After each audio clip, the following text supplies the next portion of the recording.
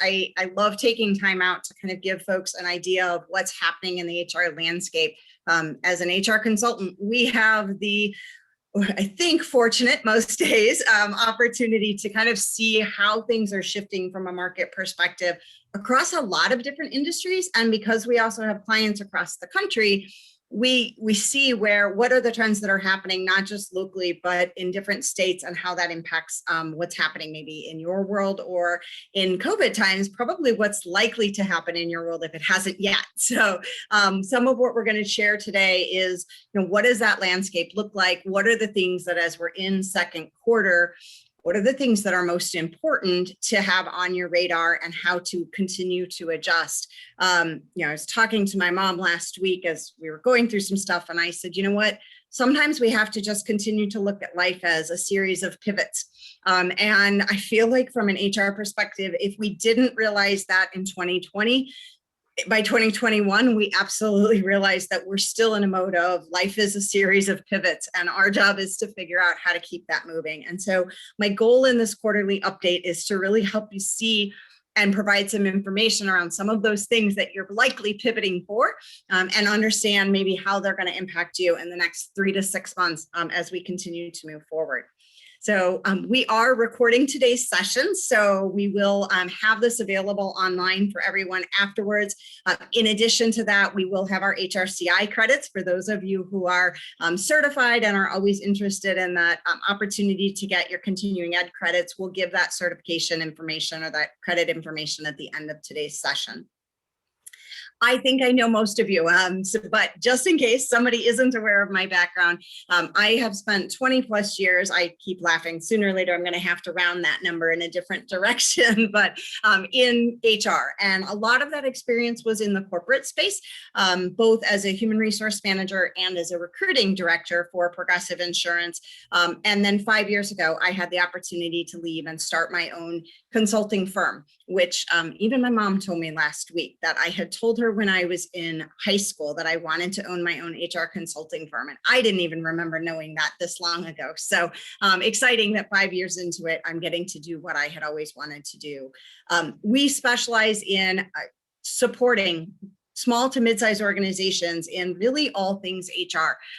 When you're big enough to need HR, not necessarily big enough to need in-house HR, or you do have in-house HR, but your projects are bigger than your in-house HR and you need external support. That's really where we have played a key role for organizations. What we're going to spend our time going through today as a quarterly update is really taking a look. I looked back at 2020 and early 2021 and said, what was in our landscape before and what's shifting as we move forward? So we're going to spend time, a big chunk of time, in the one area of HR that has had a huge shift in 2021 and understand the implications of it, because I will tell you, if you are an HR person and you are or you're not an HR person, but you are involved in recruiting, you are ready to scream at our current labor market. So I've got a lot of information around what's happening and why it's happening the way it is. And I'll give a lot of that as well as best practices as part of our conversation today. In addition, we still can't take COVID out of our presentations. I'm like, every time I'm like, maybe we don't need to touch on it, but we do, because there's continuing to be things that are moving and shifting as companies are starting to prepare for what's next in this space. And so we'll spend a time today really talking about the key pieces that you need to think about next so that you don't end up drinking through the fire hose like we did a year ago in terms of the HR side of COVID and its impact. Diversity, equity, and inclusion continues to be a really important conversation in our world. And it's important that everybody have an idea of what's coming up in this space. And if you haven't addressed certain things, how do you start to do that as an organization? But also thinking about what does it look like going forward, and maybe some things on the very near term horizon that could be important for you. And then I'm going to get to geek out a little bit, because one of my favorite topics in HR to talk about is HRIS systems. And I am an absolute technology nerd, which is funny because I only get to dabble as an HR person, but I've dabbled enough that it makes this really important. And I think it's really key to understand for organizations that don't have good HRIS systems today, understanding why you need it, and particularly in light of COVID, and some of the other things that are happening in the market, why this is so important. So that's kind of a new addition to our quarterly update that we haven't touched on in the past. So we're going to walk through these pieces. And again, we're going to spend a lot of time with this labor market trend and recruiting best practices, because at the end of the day, if you have an open position in your world at all, this is what you look like on a daily basis. This market, I have been in recruiting for many years. Like I said, 15 years as the recruiting director for Progressive Insurance. I was in charge of high volume recruiting, which if they ever give you a title with the word high volume in it, you should run. We hired 8,000 to 10,000 people a day. And I can honestly say, I have never seen a labor market like the one we're looking at today. So it is really unique. It's really interesting. And it's got some nuances that are creating huge challenges. So what I want to do today is unpack a little bit of what's causing it and what are some of the things that we're seeing, and then how do you deal with it? What are the things that you as an employer or potential recruiting person need to kind of understand and pivot for as we take a look at this? So if you have not heard the news flash, there is a significant labor shortage, and it is very, very real. Now, what's really odd is if you listen to the news, you also hear these huge unemployment numbers and you're thinking, well, wait a second, there should be all of these people out there. Indeed is actually reporting it's seeing a 50% decrease in applicant traffic compared to 2019. And everybody's immediate reaction is, oh, it's the stimulus package because people don't want to work.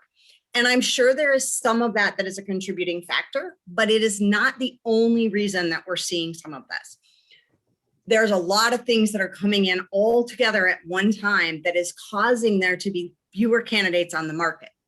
What's particularly interesting is one of the buckets of people that we've lost is what I refer to as semi-passive candidates. People that are currently employed, they might be willing to think about changing jobs, but they're not at the, oh my God, get me out of here point. They have disappeared almost from the market.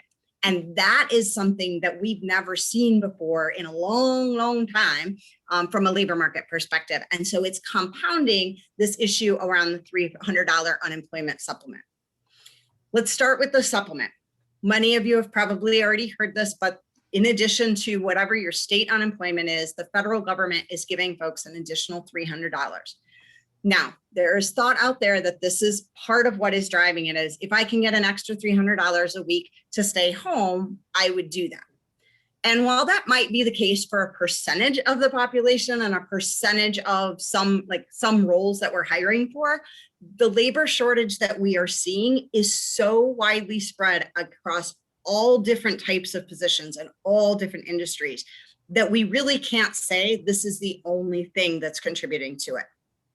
But it certainly is having an impact in some industries, particularly if you are in the lower, like the minimum wage category, or anybody who is paying, if you have a position that is less than $15 an hour, this is likely having a significant impact on your hiring needs. And it's problematic and you need to figure out how to overcome it. We're going to talk about that in best practices.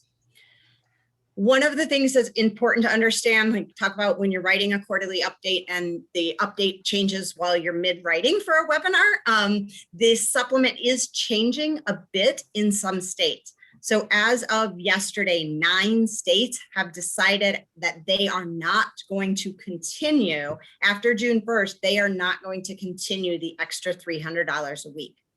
Missouri is one of those states. The Carolinas, South Carolina has already announced this. Alabama has announced it. Iowa has announced it. There are several others that they're expecting to sort of quickly get on the bandwagon. So I would expect those 9 states to grow.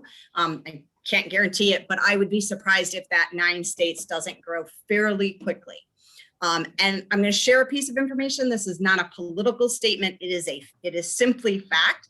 Of the 9 states that are stopping this as of June 1st, all of them are Republican states. So if you don't live in Missouri, but you still live in a Republican state, it's not a guarantee it's going to happen, but you might want to have on your radar that it's likely that June 1st, there could be shifts and you should keep your ears to the ground as to what's going to happen in this space. Now, it should open up the market a bit when this does stop. I'm still not convinced after all the recruiting we've been doing for clients over the last 2 months and seeing all of the challenges that we're seeing in the labor market. I'll be honest, I would love for this to be magic pixie dust on June 1st in the state of Missouri. I'm not convinced it's going to flip the switch. And we're going to talk a little bit about why that is as we go into the other reasons. So you may be asking yourself, what about this labor shortage is causing such a problem? For those of you who maybe haven't had openings in your organization or aren't involved in it day to day, might be wondering, like, what is it really looking like? First of all, it is showing up as like minimal number of candidates applying for positions. I posted an accountant position in St. Louis 2 weeks ago with salary that is super competitive in the market. They have benefits, they have everything. 2 years ago, 2019, anytime I could have posted that position, and in 2 days, I would have easily had between 20 and 50 candidates without a doubt, and really quality candidates. It's 10 days out. We've had 5 candidates. Luckily, some of them have been really strong. I probably have 2 or 3 out of those 5 that are worth a phone call, but it's taken that long to get to that number. And that's with sponsoring posts and doing all sorts of things. So lack of candidate volume is clear. And then in addition to that, the second part of it that you're seeing is, particularly depending on the role, the quality of the candidate that you're seeing is significantly lower than what you used to. And when I say quality of candidate, a lot of that comes down to, we're seeing 2 things. First of all, individuals that don't have the experience you need. Secondly, we're seeing folks with jumpier work histories who are applying. So there's a lot of jumping in the market, or people who have historically jumped who are now not working. And then the other piece I will say that we've seen that I still dumbfounded at is a huge no-show rate. So individuals who have scheduled interviews and then don't show for the interview. In fact, I got ghosted last week by an accountant. I can tell you, my entire career, I have never had an accountant blow me off for an interview. That's kind of unheard of, but I got ghosted by an accountant. So it's something that's a significant challenge that we've got to be really mindful of right now. Beyond the unemployment piece, the other reason that we're seeing some of this labor shortage is this lack of that semi-passive candidate. If you have a job today, people are still hesitant to look for another one. And the ones who do, it's a super, like, it has to be a really unicorn, super cool kind of position that is market or industry specific, and they're just really excited about it. I've seen 1 or 2 like that. Or you're finding folks that, like, they bit their tongue for all of COVID and now they're ready to get out, but the numbers are really small. So most of your applicant pool is not currently employed, which isn't necessarily all bad, but you're missing this huge chunk of candidates that used to apply even while they still had a job. And so that's a huge piece of this decline in the number of candidates. People aren't just searching to see, well, maybe if the right thing came along. They're just not, they're hunkered down. They've had too much change in the course of a year. And unless they're just miserable, they're really not ready to jump yet. The next piece to it is people have left industries. So if you are particularly in manufacturing, in hospitality, any of these spaces where things got dicey from an economics perspective, people literally left the industry and have gotten other jobs in new industries, and they were great employees. So they're sticking and they're getting promoted other places and they've changed career paths. So in some of those industries, you're seeing a huge impact in terms of your candidate volume. And a lot of it also was individuals who either left industries or decided they didn't want to work anymore. We've had a lot of early retirements, things like that, from people who knew they would need to be on site during COVID. For whatever reason, they weren't comfortable or health-wise couldn't do that. And so they left their employers and either decided to take early retirement or made the decision to just say, you know what, I'm going to stay home with kids. I'm not going to work. There's a lot of reasons. This isn't about people trying to sit around and be couch potatoes. This is truly individuals who have had to make life decisions that are taking them out of the labor market. And that's had a huge impact on this flow. So this no-show rate is real. We're going to talk about some best practices for making sure it, you know how to manage it and what to do to keep it from happening as much as possible. But one of the reasons it's important to know is that if you have an opening, you need to assume you need to schedule more people for an interview than you actually need to get to your ultimate hire, because you will have people who just either don't respond, or they respond and then they don't show for the interview.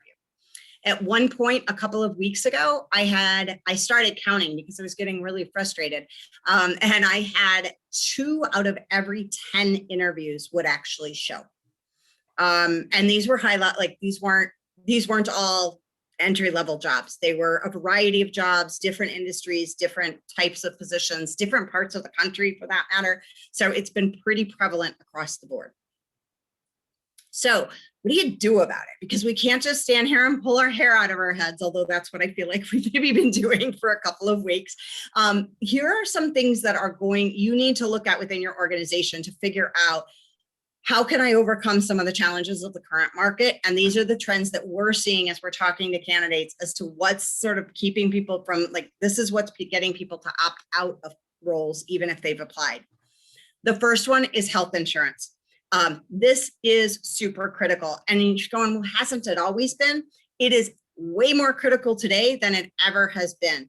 People who historically would have been maybe open to, it's a really cool job and I really want it, they don't have health insurance, but they'll give me a health stipend, are no longer willing to do that, or they're at least really hesitant. So you're losing your best talent if you don't have a health insurance plan in place.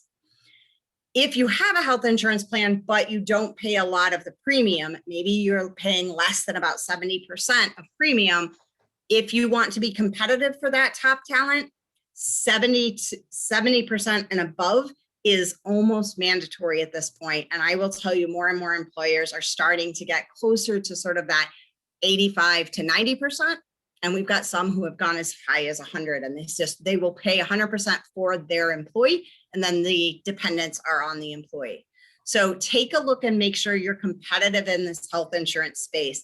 I have a client right now that, because they're such a small organization, they don't have enough people to cover under a health plan. And what they're learning is they're losing their top talent, even though they're willing to pay more on the compensation side of the house. People they want to be part of a group plan. So they're not willing to take a move if it doesn't include a group plan. Even if they had to pay more for it, they'd be willing to do that. So keep that in mind if you haven't looked at your health plans lately.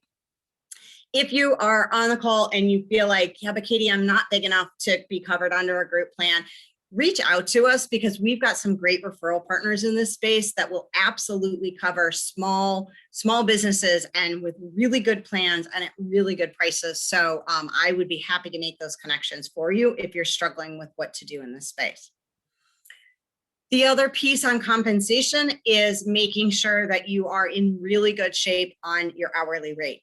The vendor that we use for our applicant tracking system that pushes all of our postings out to things like Indeed and ZipRecruiter and LinkedIn, he and I were collaborating in preparation for this. And he said, Katie, if you've got a job that's posted for less than $15 an hour, you can just basically assume you either won't get any candidates, or the ones that you get are going to ghost you.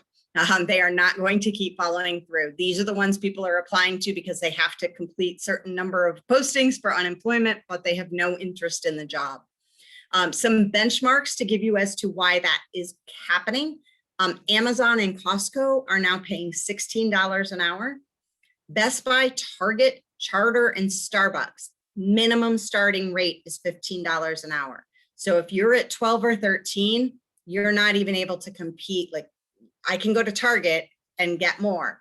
So particularly for clients, if you've got a job that's a hard job, like I've got clients in the landscaping space, it's a hard job. It's a lot of labor. It's a lot of work. Or if you're in manufacturing and you're in a hot manufacturing environment that is, people tell you all the time it's a hard job.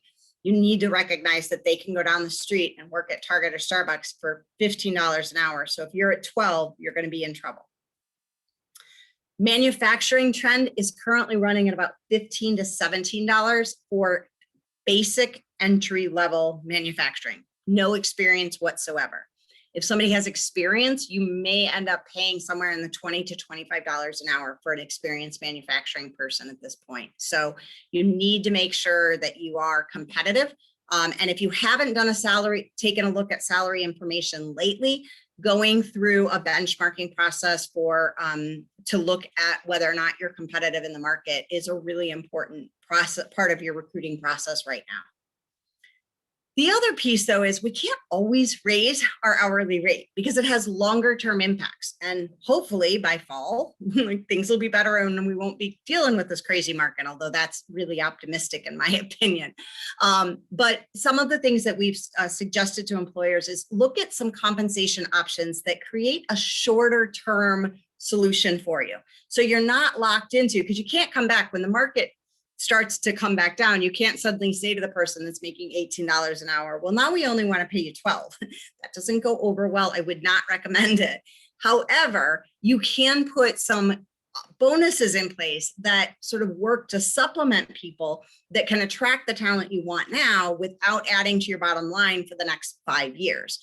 A couple of things that we've suggested folks do is look at signing bonuses, look at employee referral bonuses. If you're doing these both, look at doing them in tandem. So we just wrote a plan for a client last week where they wanted to do a signing bonus for their new hires. And they were like, but what about the people that are here who are going, well, could I quit and come back and then get the bonus? Which is not what you want to have happen. So what they did was they built an employee referral program that said, look, if you bring somebody to us, we'll pay you a bonus and we'll pay your new hire a bonus. So everybody felt like they had a chance at extra money, and it worked really well. Team was super excited. They also saw that they were going kind of above and beyond to try to bring in relief for what is a really busy market for them. And so, they're hoping to get some success from those types of things. Also consider some goals-driven bonuses.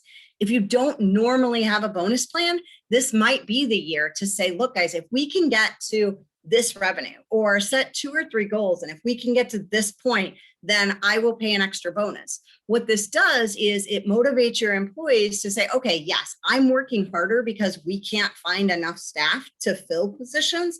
But if I keep doing it and I stay motivated, I will get compensated at the end when we take advantage of all of this growth that's going on.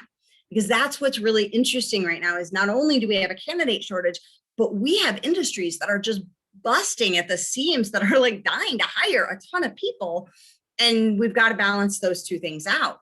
And so if you're in an industry where you're booming and you can't hire people fast enough for your growth, you might want to think about putting in a bonus for your existing folks to say, look, guys, we're going to hire as many people as we can. But in the meantime, here's the motivation for why we should keep driving for these growth goals, because if it happens, here's what you're going to get. So it really can work well to sort of motivate your current staff. Think about retention bonuses. If you are struggling to hire people, be sure you do not have people walking out the back door. So think about retention bonuses if people stay a certain period of time, if they stay not only as new hires, but for folks that are currently here, think about creative ways to keep people on board and make sure that they're super engaged. Now, some organizations, if you really are struggling and you just can't staff, you've got people who need to be working overtime or 6-day pay, things like that. Think about this in terms of hazard pay, and think about, giving additional bonuses for people who take on overtime hours, different shifts, 6-day. Like if they normally work 5 days a week, if they volunteer to work the 6th day, they get 6-day pay. Those are all the kinds of options. But this is a way to think creatively about how do I either increase my staff or stretch my staff to fill my need in a way that doesn't have a 2 or 3 year impact on your bottom line. So some really great tips from that end. Let me stop there and just real quickly, I did want to mention, if you have questions as we're going through this, please don't hesitate to throw those in the chat. I'm happy to answer questions as we're going along. I'll also open it up at the end for questions, but if there's anything I've put out there, questions, comments that you want to add, don't hesitate to put those in the chat. They will not interrupt my pace and we'll go from there. All right, so some other things that you can look at. One of the things is I've talked to folks over the last couple of weeks and months where they're like, Katie, we're not getting any people and we don't know why. One of the things I've uncovered is folks are posting to things like an Indeed or LinkedIn or ZipRecruiter, but they're not sponsoring the ads. If you are currently not sponsoring your ads and your postings on these boards, you're not going to get the traffic that you need. You're going to have a significant problem at the end of the day trying to get people to engage, because Indeed in particular is driving people to the postings based on the dollars people have spent. I had a client that I talked to yesterday. We just picked them up yesterday, but they called last week and they were like, Katie, we can't get people. What can you do? And so I just started brainstorming, like, tell me what you're already doing. And this organization had a $30,000 Indeed budget to try to hire. Landscaping space is really, really tough right now. But they were spending $30,000 on Indeed and still not getting people. Acquisition costs. And so in this space, if you're not familiar with the term, acquisition cost of a candidate is essentially how much are you paying these boards for sponsorships and pay-per-click and things like that in order to generate the candidate pool that you need. Those costs are up about 40% year over year for candidates right now. So again, this tight market means you're going to have to spend money to sponsor your postings, or else they're not going to show up. You've got to have, we'll talk here in a minute about like, well, how do these need to look and how do you need to show up from a brand perspective? Then you've got to get beyond post and pray. Just putting it up there and crossing your fingers isn't going to probably be enough for most markets. And so you need to start thinking longer term. These are not necessarily quick tail kind of things, but I also don't think we're in this labor market for a short period. I think it's going to have a longer tail. I would like to be really wrong because it's a lot easier to recruit when we're in an easy labor market, but I have a feeling that we're here at least through the end of the year, based on some of the changes that have made beyond the supplements and the things that we talked about. So here's some things to think about. Really, when you're talking about recruiting, it's really marketing just like you would market for your company. This is sales, but what you're selling is your employment opportunities. What you're selling is this great work environment, but you need to put on your marketing hat and take off what we've always traditionally thought of as our HR hat. So it's really about saying, like, if I was trying to sell this job as I sell my product or my service, how would I go about doing that? The first thing that you need to think about is possibly email campaigns. Who's in your market? How are you attracting people? If you have candidates that are coming to your website, can you get data on who those candidates are? Make them part of a drip campaign. Maybe they looked at your position once, but they didn't apply. Well, let's send them updates. Let's tell them what's new and cool about the company. Let's try to pull them in and really attract new people. But let's also do email campaigns to some of our folks in our network and talk about, hey, we have these great opportunities. We're growing. We're really excited. Like, talk to your friends. Make sure you're doing those kinds of things on the sales side. Take a look at options for collecting what we refer to in the recruiting space as a talent network. A talent network is a group of individuals who maybe aren't really ready to apply for something you have open today, but they're more than interested in like learning more about future openings in your company or just what's going on in your company. So you don't want them to go through a huge long application process. You're going to annoy them and they'll get lost. But have an easy way, and it can be a button on your website that takes them to a Google Doc. It doesn't even have to be super high tech. Have an easy way for them to drop off their information, their email address and their name, so that as you then have these email campaigns going, it's operating as a drip campaign for them to say, you know, I wasn't interested in them before, but now I might have. And it's a way for you to keep in touch with talent. Maybe they're not ready to hire today, but you want to in the future. Get involved in the community. Community outreach is a really big piece of recruiting. And because recruiters are really used to like, I'm going to put it on a job board and wait for it to come to me. The best recruiters are out there and they're reaching out to chambers of commerce. They're reaching out to nonprofit organizations. They're getting the word out about their openings and seeing how people can help them. Now, this next bullet, I will tell you, my sister would probably strangle me if she ever knew that I put this on a slide, but target the parents of millennials. And here's why, because you're thinking, why would I advertise to the parents of the people I want to hire? Like it or not, generations are very, very different. And the millennial generation really grew up with, folks that you will often hear the term sort of helicopter parents, snowplow parents, whatever it is, the makeup from a family perspective of this generation is very different. And parents are extremely involved and influential in their kids' lives. So guess what? When mom and dad come home and say like, hey, I saw this really cool opportunity. Well, you got somebody's ear, and mom and dad can push or even plow their way to get them to apply to you. I made this recommendation to a client in the hospitality space a couple of weeks ago and said, look, you've got a bunch of high school graduates ready to walk out the door at graduation, and mom and dad don't necessarily think sending them to a dorm college is the best idea right now. Why don't you promote like this great career opportunity that you have? Because it is a career path, especially if you can show where it's going to build leadership skills, it's going to have a long-term path. Even if they go to college a year from now, it's okay. This gave them experience, and it gives you the workforce you need in the short term. And who knows, if you get really creative over the next year, you'll find ways to retain that person. And now you'll have a college graduate, maybe 4 or 5 years down the road, ready for a bigger role.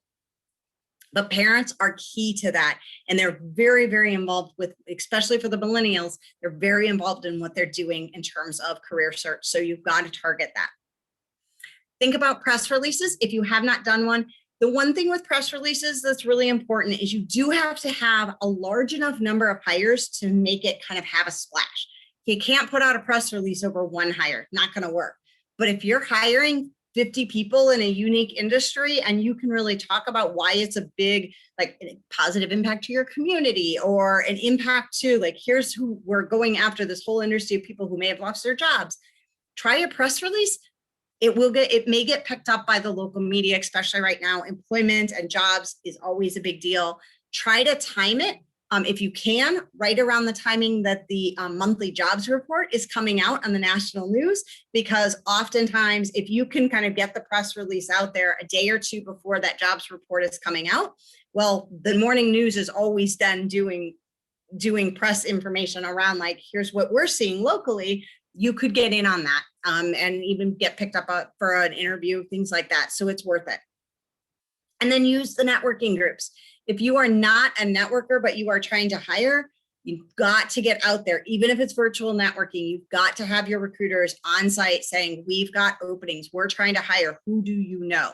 And get there before Memorial Day, because everybody will be at barbecues this year and they can talk to all of their friends who aren't working and say, hey, I know who's hiring. So get the word out there really big, in really big ways, especially with your employer referral programs. Couple other things on best practices. Again, we've got to stop thinking like HR people and start thinking like marketers. Marketers write job ads, not job descriptions. So throw out the version that is, here are the 10 things you will do today. These are the 100 things you will do in this job. And here are the 100 things you have to be qualified for. Instead, you really need to write your job ads from the perspective of the candidate. What's in it for them? What's cool about working there? What's the upside? Why should they keep reading? Why should they apply? If you are not pulling them in like it's a sales job, then you are going to lose them. So old-fashioned job descriptions are out. We've got to think new. We've got to think different. Talk about throwing out the old and coming in with new concepts. Candidate experience matters. If your hiring managers are of the mindset right now of, hey, it's all incumbent on the candidate to do this right, I can treat people any way I want because they want a job, you're so wrong and you're going to lose talent.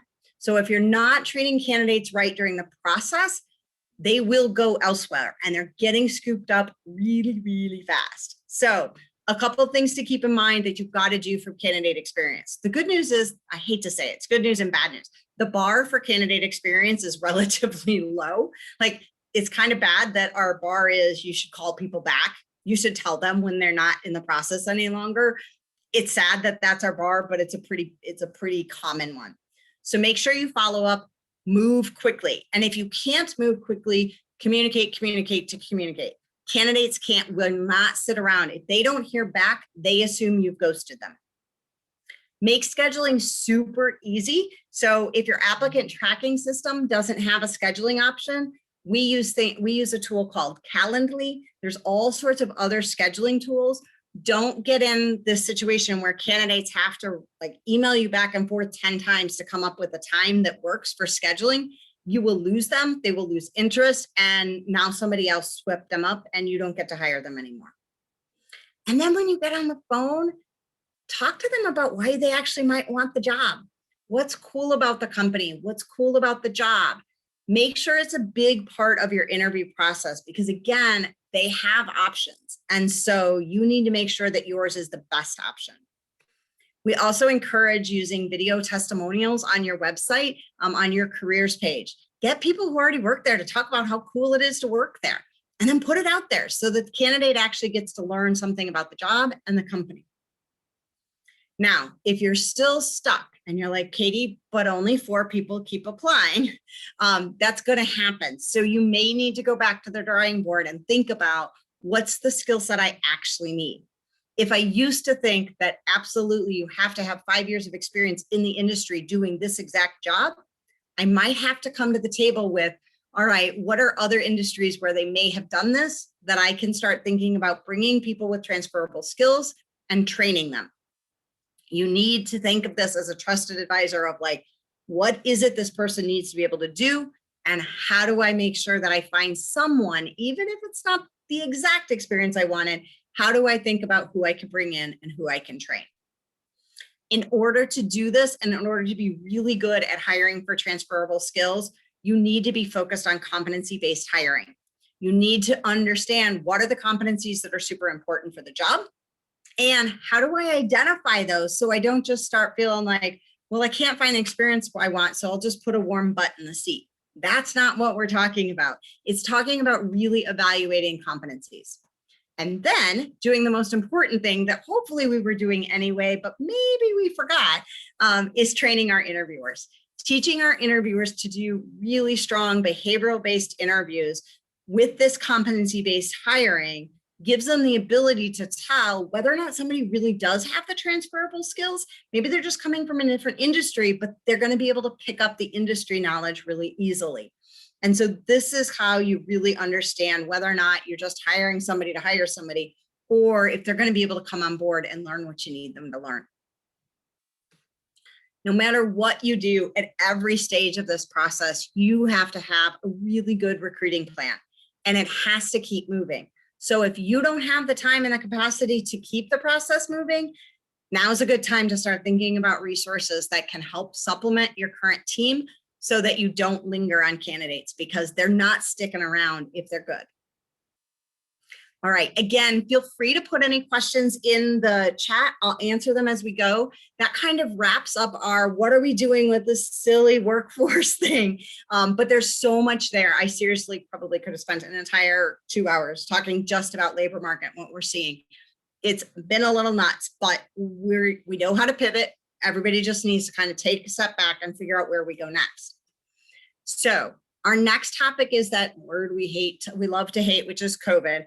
And I just want to touch upon a couple of things that you need to make sure are on your radar that are new or were just starting to come out at the end of last quarter. The first one is that the FFCRA, which is that stimulus package that was passed last year that allowed for emergency paid sick leave. So over the last year, hopefully you're really familiar with this emergency paid sick leave, and you probably have had people use it. Something you need to know, 2 things. First of all, they restarted the 80-hour bank as of April 1st. So even if somebody took FFCRA time because they got COVID or were exposed to something in the last year, they get a new 80 hours starting April 1st. Now, the good news as an employer is you still get the same tax credit for that. So it's a benefit for you to be able to use this. The second piece to note is that they added 2 eligibility categories for when employees can take FFCRA time. And these are really important, and folks kind of missed this because it didn't hit the news a lot. One is they can take time off if they're going to when they're going to get the vaccine, and they can use these hours instead of their PTO or their vacation. And also if they suffer side effects from the vaccine. So if you're like me and the 24-hour period after the vaccine was not your most fun time and somebody can't work, they don't have to take time out of their sick pay. You can have them use this FFCRA time, you pay them, but then you get the tax credit back on the backside. So you get the money at the end of the quarter. So it's a big win for both employees and employers. Absolutely be encouraging your folks to use this. The next piece related to COVID that's important for employers to know is there was a big change to COBRA administration. So if you have more than 20 employees and you need to, you have a requirement to do COBRA continuation, here's the long and short of how to deal with this, because this new change is pretty complicated. It is long and short, the easiest thing you will ever do. Get a third-party administrator. And I am not one, so that is not a sales pitch. There is no world under which you as an internal HR person want to be responsible for handling all of the COBRA requirements and notifying people when they leave as to whether or not what they're eligible for, what their eligibility dates are, what letters you need to put out. COBRA administration is complicated in a normal world. The new laws that they passed made it more complicated, and there's a lot more requirements of what you need to send out. It is not worth the potential fines, interest, and all of the other issues you could run into. If you need a referral for a third-party administrator, I've worked with several, but do not waste your time trying to learn all of those laws. Just go get somebody to do this. It's not expensive. So, and that's the easiest way to talk about COBRA, I know. Get somebody else to do it. So the next piece in COVID is really about workplace trends. Like everybody keeps calling, going, Katie, what are you hearing? What are people doing? Are they coming back? Are they not coming back? Should we stay inside? Should we go back to the office? This is really a case-by-case scenario for every employer, and there isn't a right or wrong answer. What there is, though, is a right or wrong way to do whatever you're going to do. So here's a couple of things to keep in mind. First of all, when you're asking about for your company, should you stay remote and keep doing this, or should you come back to the office? First of all, ask yourself, is it working? Are they enjoying being remote? Are they productive being remote? Is your team communicating? But here's a couple of things to keep in mind as you're thinking that. You should not be the only person judging whether it's working, especially if you personally aren't liking being remote. I've got a lot of clients that like their team is great being remote, but man, the owner is miserable, or maybe the manager is miserable. They haven't really adapted. They don't like it. And suddenly they're like, well, we need to get back because this isn't working. Well, it may not be working for you. That doesn't mean it's not working for everyone.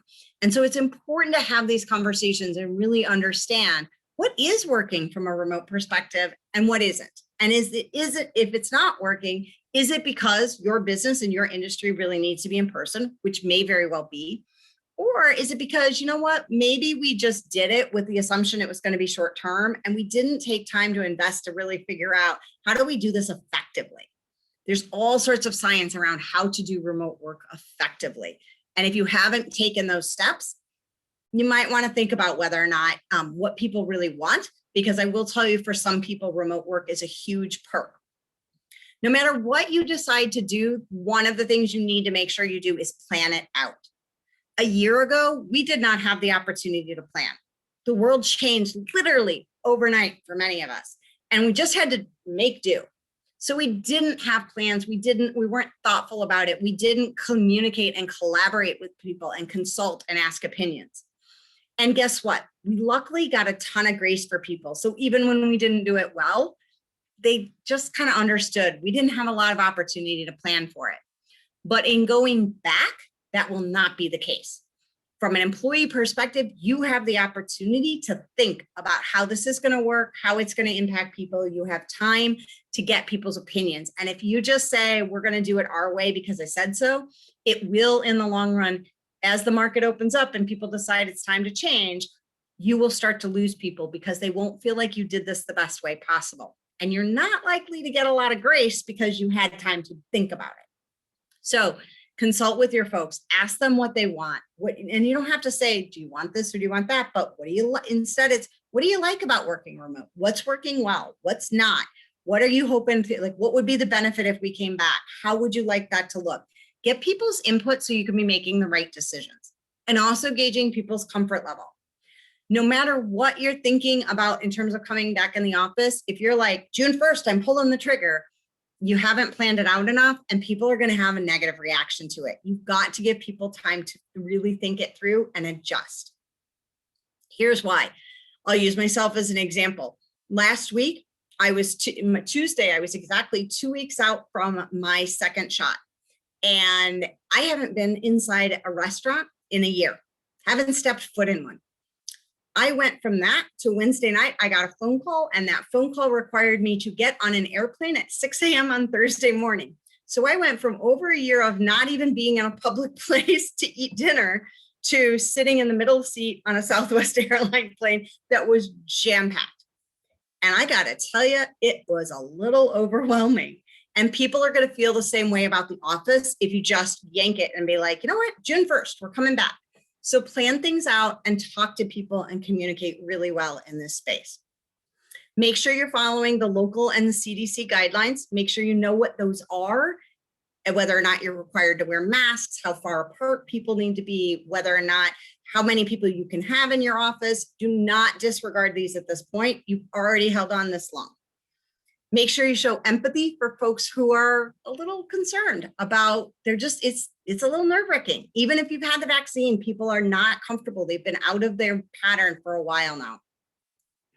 And then make sure you understand what is your process? If somebody says, I can't come back because of my medical condition or whatever it is, make sure you've got a good American ADA iterative process. There's rules of how we handle those things. And also make sure you've updated your handbooks for a telecommute policy regardless. The last piece, this came up a lot in the question, so I want to make sure we touch on this, is what can you say and not say about people getting vaccines? So here's some key things. First of all, you cannot require people at this point, you cannot require people to get the vaccine. However, as an employer, you can absolutely promote the concepts. So you can make it easy for people to get time off for the clinics. You can suggest to people that they get it. You should be educating your people on the benefits, but you cannot require it. And you need to be really careful. You can ask somebody whether or not they've had a vaccine, but don't get into a debate on it. And if you ask and they say, no, I'm not getting the vaccine, do not ask them why. Simply say, thank you. That's what I needed to know in order for us to make our plans. And that's the end of the conversation. This is really tricky waters. Make sure you understand how to navigate them and have a really good plan for communicating around vaccines. All right, so taking another pivot, and you're going, what do HR systems have to do with COVID? Like, why is that a thing? Here's why these two things go together. And now that we are working remote, having an HRIS system is way more important than it already was. And it already was super, super important a year ago. So your HRIS system is how your employees engage with you for the entire life cycle as an employee, from application to their pay stub, to their I-9 forms. Everything is about how you're getting documents back and forth. And if you don't have a system that supports this, then guess what happens? People start emailing you their tax documents, or worse, their direct deposit forms.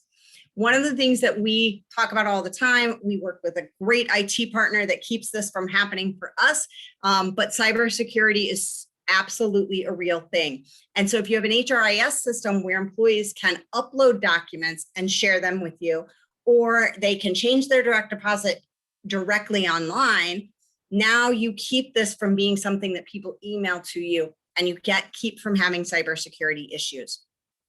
It also, these systems help a ton with tracking and reporting. So when you're in this tight labor market and you're trying to figure out what's going on, you need reports to figure out where are we actually struggling in our candidate pool?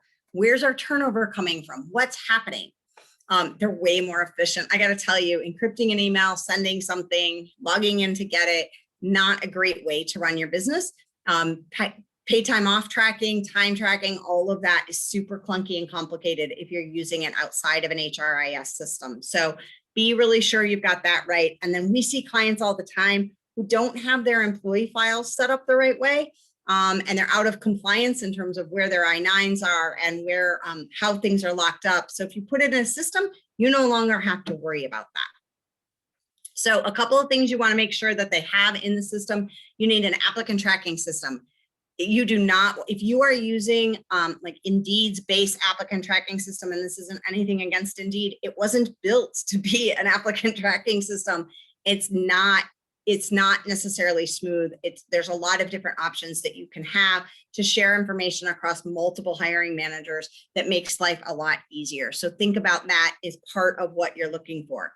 You also need your entire employee experience from onboarding to termination can be online through these HRIS systems, so that people are filling out their I-9 form out online, their tax forms, they're signing their employee handbooks, they're signing documents that they completed certain trainings, all of this in one space. They request paid time off in this space. It tells them how much time do they still have available. These are the kinds of systems that you want to look at. So it's beyond just payroll, it's everything from onboarding to termination. Couple of things, also benefits administration. I know it's only May, but open enrollment is right around the corner for those of us in the HR field, and having a system in place now so that you don't have people who are trying to get you their open enrollment documents, which have birth dates, social security numbers, all sorts of information about medical stuff you don't want going through email.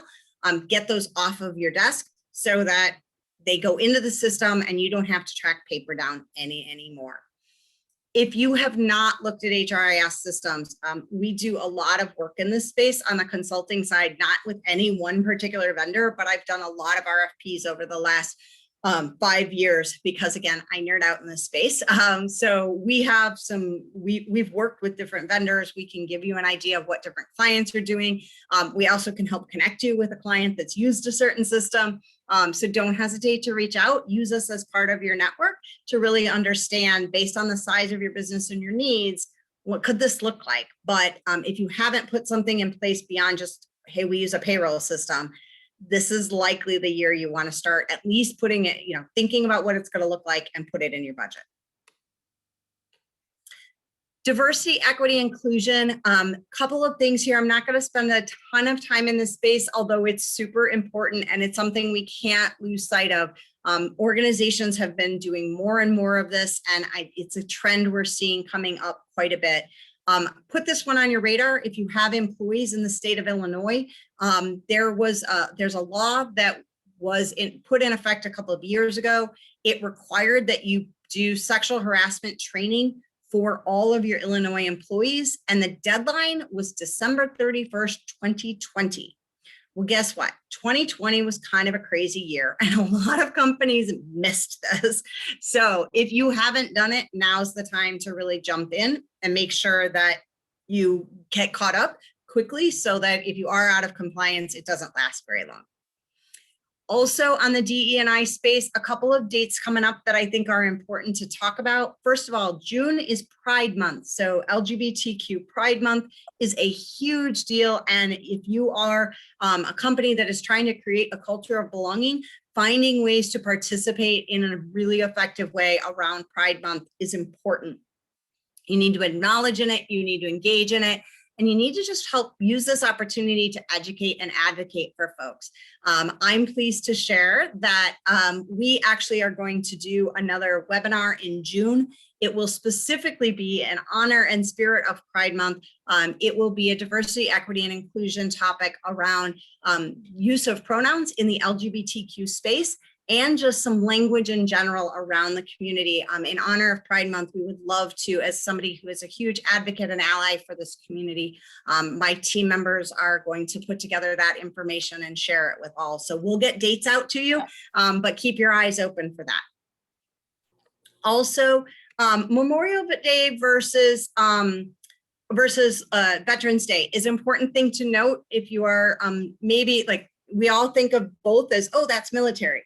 But please know, if you have individuals that are in the military, they are very aware of the difference between Memorial Day versus Veterans Day. And it's important that as an employer, you know how to communicate the right thing. Memorial Day is in honor and spirit of individuals that have given great sacrifice to this country and have died. Veterans Day is about celebrating your current veterans who are here and have served but are here with us today. If you overly acknowledge someone's service on Memorial Day, they may not see that. So instead, on Memorial Day, we acknowledge the passing of those who have given great service. And for Veterans Day, we celebrate the folks that are here. So differences that are kind of important, and you want to make sure you stick with them. I don't want to miss out. Juneteenth is an important day that many of us know very little about. And so if you're not familiar with it from a DA&I perspective, it's a great opportunity to educate along the way. No matter what you're doing in DEI, just make sure you're taking time to really get people up to speed.